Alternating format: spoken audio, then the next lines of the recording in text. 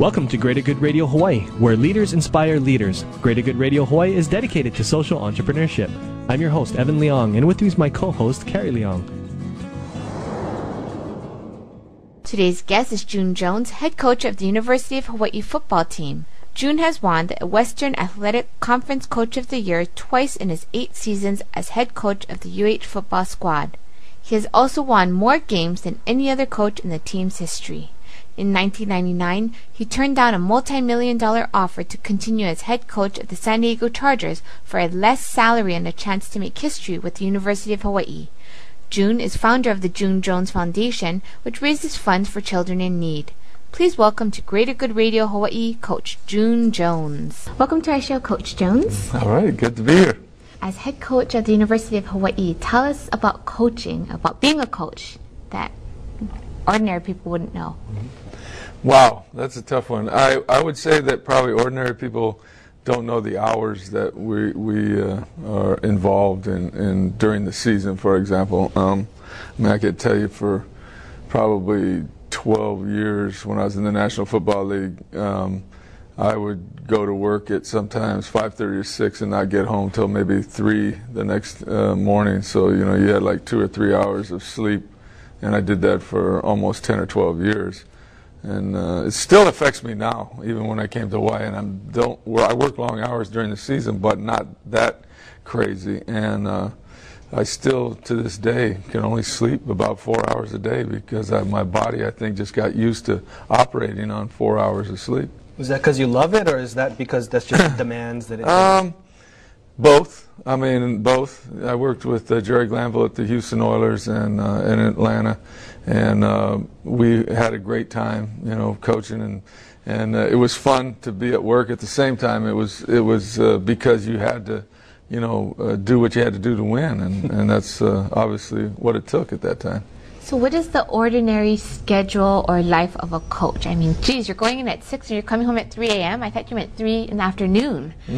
I'm like, whoa. No, it's well, my normal day, like we're in spring ball right now, or during the season, I usually get into the office about sometimes 4:30 or 5 in the morning, and then I'm usually home by maybe 9:30 or so at night during the season. Sometimes I go home earlier.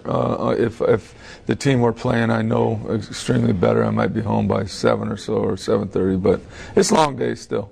What are you doing in those time periods? Well, you're watching tape, you're doing your game planning, studying your opponent, trying to find out what they're doing in specific situations, and anticipating, you know, what they may do against you, and you kind of work all week to get to that Saturday night and hope you guessed right.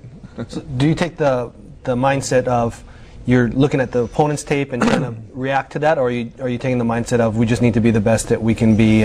That's a good question. Both. Really, I've found the most important thing is being more concerned on what you're doing, executing, and perfection in what you do. And that has worked and made us one of the top teams in the country for the time that I've been here.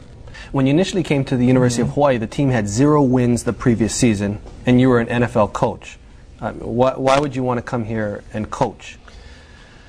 Well, Hawaii has, I always tell all my players that come from the mainland, and I tell anybody that comes here, once you're here and you're spending any time, you may leave, but you always come back. And Hawaii is a very special place, mainly because of the people and the aloha spirit and the ohana that we feel everywhere we go, whether it's be in the locker room or recruiting or whatever, you know, out and talking to people. It's just a real special place, and I always wanted to come back and coach at Hawaii, and I knew that one opportunity came my way in 1995.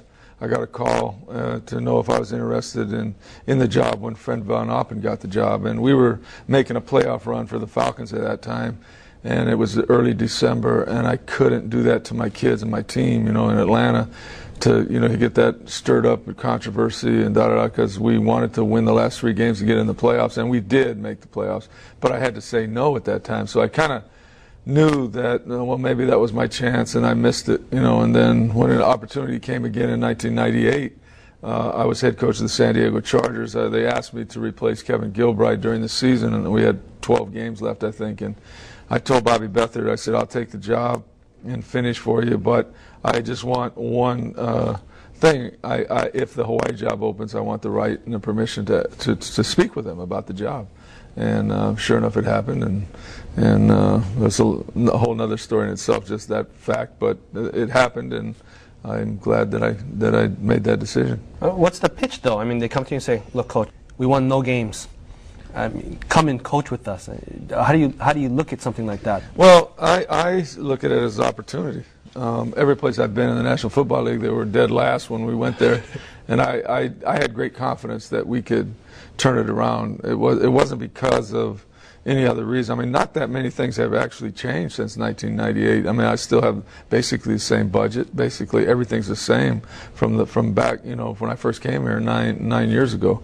And but I had confidence in my ability to move the football, and I knew that eventually we would attract the local kids to stay home, and we'd attract more Polynesian kids to want to come back and connect with their culture, and create a TV interest because of the way we play football, and obviously that's happened. Thanks for tuning in. Stay tuned for more on Greater Good Radio.